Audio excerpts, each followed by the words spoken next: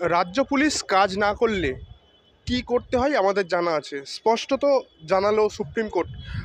মালদা মোথাবাড়িতে যে বিশৃঙ্খল পরিস্থিতি হয়েছিল, বিচারকদেরকেও হামলার শিকার হতে হয়, সেই ঘটনাই বললো সুপ্রিম কোর্ট। হ্যাঁ, এটা আমিও দেখলাম এটা, এবং অত্যন্ত ন্যাক্কারজনক একটা ঘটনা। আমার রাজ্যে এরকম একটা ঘটনা ঘটছে যেখানে রাজ্যের কিছু মানুষ বিচারকদের গাড়ি আটকে দিচ্ছেন এবং সেখানে আহ, তাদেরকে বলা হচ্ছে যে নাম সবার না উঠলে তাদেরকে সেখান থেকে যেতে দেওয়া হবে না।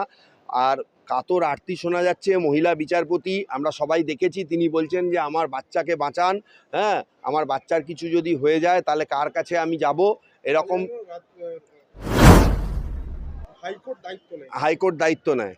এরকম পরিস্থিতি রাজ্যের, এরকম এত খারাপ পরিস্থিতি মানে আমার অন্তত চোখে দেখা নেই, আমি জানি না। এবং সব থেকে বড় ব্যাপার হচ্ছে যে যারা এগুলো করছেন তারা কি, তাদেরকে তাদেরকে যারা প্রশ্রয় দিচ্ছে তাদের তো অবশ্যই সুপ্রিম কোর্ট তো তাদের শাস্তি দেওয়ার জন্য অবশ্যই বলবে। এবং আমি মনে করি তাদের সর্বোচ্চ শাস্তি হওয়াই প্রয়োজন। যদিও এখন একটা বিতর্ক তৈরি হচ্ছে যে ওই মোফাক্কেরুলকে নিয়ে, কিন্তু এনআইএ তাকে গ্রেপ্তার করেছে, আমরা দেখেছি। হাইকোর্ট থেকেও তাকে সাসপেন্ড করা হয়েছে। শুনছি নাকি bar council of West Bengal থেকেও তার সাসপেনশনের নোটিশ আসবে যদি উনি ইন্ধন দিয়ে থাকেন। কিন্তু উনি যেভাবে বলেছেন, যে অ্যাটিচিউডে উনি কথা বলেছেন, এটা অ্যাডভোকেটদের অ্যাটিচিউড হতে পারে না। অ্যাডভোকেট হিসাবে অত্যন্ত লজ্জিত যে এই ধরনের কথাবার্তা কেউ গাড়ির ওপরে বসে এসপি ডিএসপি, মানে ওনার যেন একদম বন্ধু বান্ধব। হ্যাঁ, কে কোথায় আসিস রে। এর আগেও শুনেছি যে ওর নামে অনেকগুলো কেস হয়েছে। এগুলো করে মানে উনি কাকে, কিছু লোক জড়ো করে উনি কি প্রমাণ করতে চাইছেন? এইগুলো করে কখনো কোনো মানুষকে উদ্বুদ্ধ করে মানুষের মন জিতে কিছু করা যায় বলে আমার মনে হয় না। এবং যারা এগুলো করেছেন তাদের তো হবেই। এবং আপনি আর একটা কথা দেখুন, এটা কিন্তু আমি বলবো যে রাজ্যের মুখ্যমন্ত্রী তিনি কিন্তু পরিষ্কার বলেছেন যে আমরা এগুলো সমর্থন করি না। সুতরাং রাজ্য পুলিশের যারা অকর্মণ্য সেই সমস্ত পুলিশ অফিসার পরবর্তীকালে সিআইডিকে নামিয়ে এবং এখন এনআইএ তদন্ত করছে, মানে বলার কিছু নেই। এরা সাসপেন্ডেড হবে এবং পরবর্তীকালে এদের বিচার হবে। মোফাক্কেরুলের এই উস্কানিতে রাজ্য পুলিশেরও কোনো যোগ রয়েছে, এমনটাই এনআইএ তদন্তে প্রাথমিক রিপোর্টে জানা যাচ্ছে। যে কোথাও এই যে মোফাক্কেরুল যে মাইক নিয়ে অ্যানাউন্স করছিলেন, যে বারবার উস্কানিমূলক মন্তব্য রাখছিলেন, সেটা কোনো সিভিক জোগাড় করে দিয়েছে। এবং যেখানে একটা অডিও ভাইরাল হয়েছে, যে কল রেকর্ড, যেখানে কিনা পুলিশ মোফাক্কেরুলের কাছে আবেদন করে সেই উস্কানিমূলক যে আন্দোলন সেটা থামানোর চেষ্টা করছে, অথচ পুলিশ কি তার ক্ষমতা প্রয়োগ করতে পারতো না? দেখুন, করতে পারতো। এখানে অনেকগুলো বিষয় রয়েছে। আমার যেটা মনে হয় যে রাজনীতি এমন একটা জিনিস না যেখানে পুলিশের পক্ষে কিছু করাটাও খুব ডিফিকাল্ট। কারণ হচ্ছে যে নেতা, জনগণের নেতা মোফাক্কেরুল নিজেকে এমনভাবে একটা প্রেসক্রাইব করতো সে জনগণের নেতা। এত জনগণ তাদের সাথে আছে। এখন পুলিশের সঙ্গে করতে গেলে পুলিশের সঙ্গে মানুষের একটা যুদ্ধ লেগে যেতে পারে।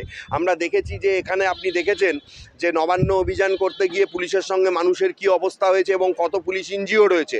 ওখানে পুলিশ রিস্ক নেয়নি, কারণ হচ্ছে যে গ্রাম অঞ্চল এবং হচ্ছে যে মফস্বল অঞ্চল, থানা জ্বালিয়ে দিতে পারে কারণ অশিক্ষিত মানুষজন, যার জন্য পুলিশ এটা করেছে। কিন্তু পুলিশ অবশ্যই করতে পারতো। আর পুলিশ তো এই তৃণমূলের শাসনে আইনের শাসন ভুলে গেছে, তারা নেতাদের কথাতেই চলতে অভ্যস্ত। সুতরাং সেই জন্য তারা নেতাদেরকে রিকোয়েস্ট করে করছে। মানে মোফাক্কেরুল তো ওখানে অঘোষিত নেতা, কিন্তু মোফাক্কেরুল যা করেছে একজন আইনজীবী হিসেবে আমি তাকে সমর্থন করি না। এবং আমি মনে করি যে তার বিরুদ্ধে যা যা অভিযোগ উঠেছে সেগুলো খতিয়ে দেখা দরকার। যদি সে অপরাধ করে থাকে তাহলে অবশ্যই তার শাস্তি তার। এই ঘটনায় আরও একটি বিষয়, যেখানে কিনা মুখ্য সচিবকে বারবার ফোন করছেন কিন্তু ফোনে পাচ্ছেন না বিচারকরা, এমনটা কিন্তু ওই ভিডিওতে, ভাইরাল ভিডিওতেও শোনা যাচ্ছে। এবং তিনি স্পষ্টত তার ফোনে পাওয়া যাচ্ছিল না, এমনটাই রাজ্য তরফ থেকে কিন্তু সুপ্রিম কোর্টে জানানো হয়েছে। এবং সুপ্রিম কোর্টের বিচারপতি বলছেন যে আপনি ফোন যেটা ব্যবহার করেন সেটাতে কেউ ফোন করলে পাচ্ছেন না, এবং এমনকি হাইকোর্টের প্রধান বিচারপতির মতো সাধারণ মানুষ পাচ্ছে না ফোন করে। সেটাই হচ্ছে যে হ্যাঁ, ক্ষমা চাইতে বলা হয়েছে। আসলে নিজেদেরকে তিনিও মনে হয় রাজনীতির পরাকাষ্ঠা মনে করেন। বিশেষ কোনো রাজনৈতিক দলের অনুরোধের ফোন হয়তো তিনি তোলেন, বাকিদের ফোন তোলেন না। এবং তিনি যে একটা প্রশাসনিক পোস্টে রয়েছেন সেটা তিনি কখনো ভুলে যান। সুপ্রিম কোর্ট সেটা মনে করিয়ে দিয়েছে। আমি এটা বলবো, আগামী দিন কিন্তু অনেক বড় কঠিন একটা চ্যালেঞ্জ হতে যাচ্ছে। নির্বাচন সামনে, আপনারা জানেন, মানুষ কিন্তু জবাব দেবে।